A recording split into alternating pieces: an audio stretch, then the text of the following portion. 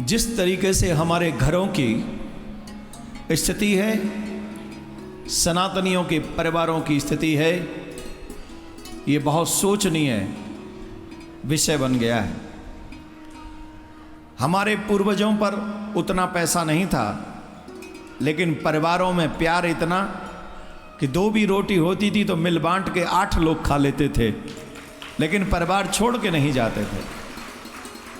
आज पैसे की कोई कमी नहीं है, पैसा भरा पड़ा है, घर में 2 ही लोग हैं, एक दूसरे से बात तक नहीं करते। आज अविश्वास इतना बढ़ गया है हमारे परिवारों में,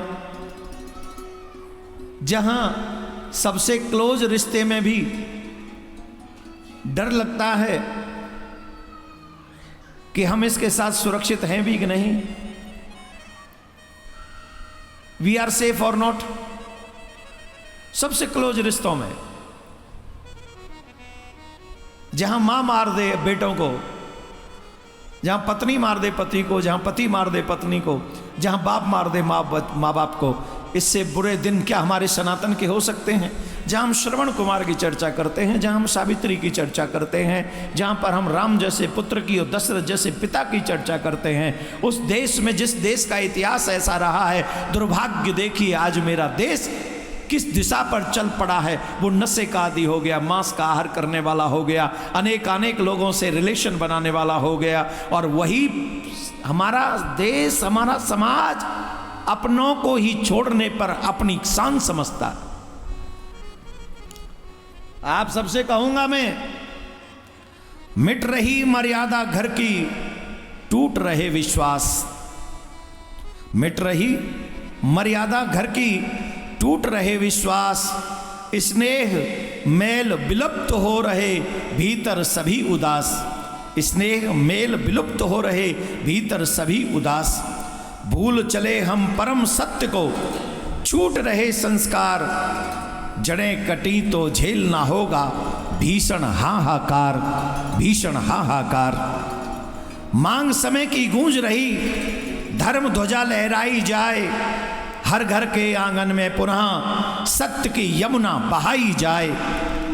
सनातनी अटूट परंपरा एकमात्र भविष्य का आधार, इसीलिए अब हिंद करेगा सत्यवाणी का जय जयकार, सत्यवाणी का जय जयकार। क्षीर सागर समुद्र मंथन में लक्ष्य था अमृत पाने का। क्षीर सागर समुद्र मंथन में लक्ष्य था अमृत पाने का। ज्ञान सागर के इस मंथन में अवसर है तर जाने का। धर्म उपनिषद वेद पुराण, योग ध्यान जीवन दर्शन, वृंदावन की दिव्य माटी से, वृंदावन की दिव्य माटी से उद्घोष हो रहा अमृत मंथन, अमृत मंथन, अमृत मंथन जल्द आ रहा है। ये जो कार्य हम करना चाहते हैं, यह एक ऐसा कार्य है जिस कार्य के महत्व को वही लोग समझेंगे जो सनातनी परंपरा को जानने वाले हैं, उनको मानने वाले हैं, और जो अपने परिवारों की चिंता कर रहे हैं। मेरे भाई बहन, तुम अरबों खरबों पति हुए और तुम्हारे पास कोई खुशी बांटने वाला नहीं हुआ, तो उसका क्या लाभ, क्या लाभ। हम सबको मिलकर एक ऐसी अहम भूमिका में जुड़ जाना है। कौन कौन हमारे साथ है? सब है, हाथ तो सब उठा ही लेंगे, उठाओ उठाओ। और भगवान अधर्म बढ़ाने नहीं आते, भगवान धर्म को आगे बढ़ाने आते हैं। कहने को हम सब कहते हैं हम धार्मिक हैं, कहने को हम सब कहते हैं हम धर्म पथ पर चलने वाले हैं, तो धर्म के पथ पे चलने वाले क्या धर्म की रक्षा नहीं करेंगे? बोलिए, करेंगे कि नहीं? अगर हम भी धर्म की रक्षा करेंगे तभी ना हम धार्मिक हुए। हम धार्मिक होंगे कैसे? हम मदिरा पिएं तो हम धार्मिक हैं, हम मांस खाएं तो हम धार्मिक हैं, हम चोरी करें तो हम धार्मिक हैं, हम किसी का हक छीन के खा लेंगे धार्मिक है? भगवान हमें किसी गद्दी पे बैठाल दे, वहां हम घोटाले करें तो हम धार्मिक हैं? अपने धर्म को बचाएं तभी धार्मिक हैं, जीवन में धर्म को अपनाएं तभी धार्मिक हैं, माँ बाप की सेवा करें हम तभी धार्मिक हैं, तीर्थों का सेवन करें तो हम धार्मिक हैं, हमारे द्वारा कोई कुकृत्य ना हो तभी हम धार्मिक हैं। माथे पे तिलक, गले में कंठी, हाथ में कलावा, मुख में भगवान का नाम, यही है धार्मिक की पहचान। सत्य मार्ग पर चलते रहना धार्मिक की पहचान है। हमारे यहां प्रॉब्लम यही है, हम राम को मानते हैं पर राम की नहीं मानते, हम कृष्ण को मानते हैं, हम कृष्ण की नहीं मानते। कई बार हमने देखा है कि सत्य भटकता रहता है, न्याय की आशा में सत्य दर दर भटकता है, तभी भी सत्य नहीं, उसको न्याय नहीं मिलता है। भगवान किस लिए आए थे? धर्म की स्थापना के लिए। किसके लिए? कौन कौन कृष्ण को मानता है? कौन कौन कृष्ण की मानता है?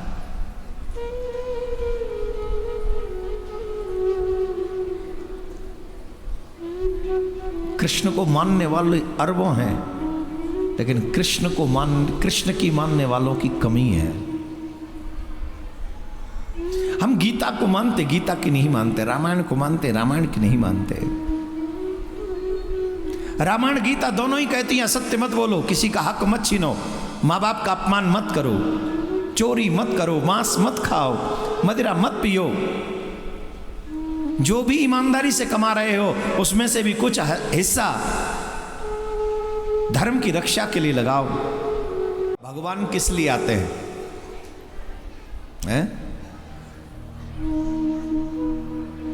जब भगवान रण छोड़ के भागे कालियावन के आगे से, मथुरा से, किसके लिए भागे थे? धर्म की रक्षा के लिए। क्यों?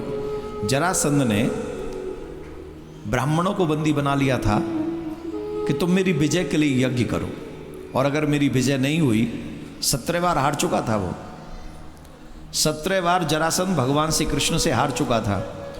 उसने 18वीं बार ब्राह्मणों को बंदी बनाया कि मेरी विजय के लिए यज्ञ करो, अगर मेरी विजय नहीं हुई तो मैं तुम्हारा सर काट दूंगा, तुम्हें मृत्यु दंड दूंगा। अगर विजय नहीं होती है तो वेद मंत्र भी झूठे हो जाएंगे और ब्राह्मणों को मृत्यु मिल जाएगी। ब्राह्मण की मृत्यु और वेद मंत्रों का झूठा होना, ये दोनों ही अधर्म को आगे बढ़ाएंगे। क्या करेंगे? क्या करेंगे? अधर्म आगे बढ़ेगा।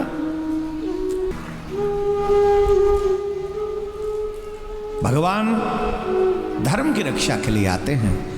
यदा यदा धर्मस्य ग्लानिर्भवति भारतः अभ्युत्थानम् अधर्मस्य तदात्मानं सृजाम्यहं परित्राणाय साधूनां विनाशाय च दुष्कृतां धर्म संस्थापनार्थाय संभवामि युगे युगे।